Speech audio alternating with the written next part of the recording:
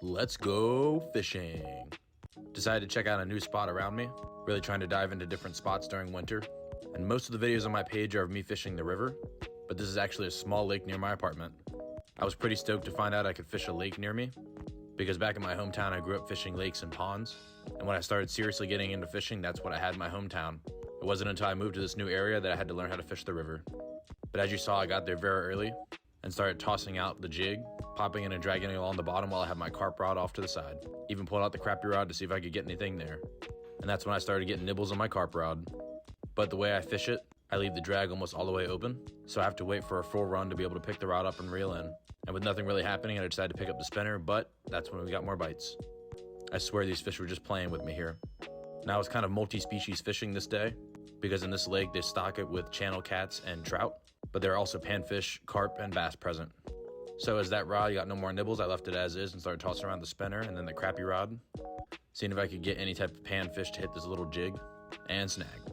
So I tossed the jig out for bass again, and decided to check my carp rod, but that fish had put me right into a snag. Lovely. So I tossed the spinner back out, snagged that, and once I retied another spinner on, I got some more bites on my carp rod.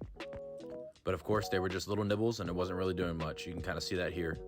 So not long after, I decided to check it again and I got put into another snag. Fantastic. So I tossed out the spinner and just kept repeating until I snagged, even tying on this little spinner to see if this would do anything. Really, at this point, I'm just trying to catch anything that'll bite the hook.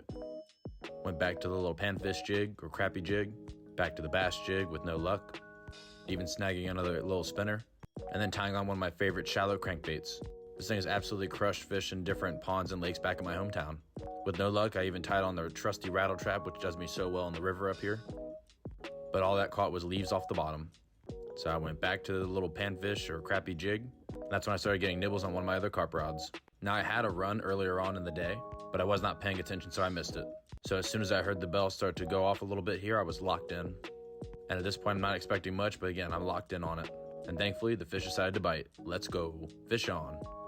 Just tightening the drag so I can fight the fish, unsure if this was a carp or a channel cat, or maybe even a panfish. Sometimes they eat the corn on the carp rig. But it wasn't fighting too much, so I knew it was a smaller fish. And would you look at that, little channel cat. Not what I was targeting, but hey, I'll take anything at this point. Winter fishing has been tough. Scoop that fish out of the water, get a picture, and get it back in the water. Slow day, but a good day. Let's go.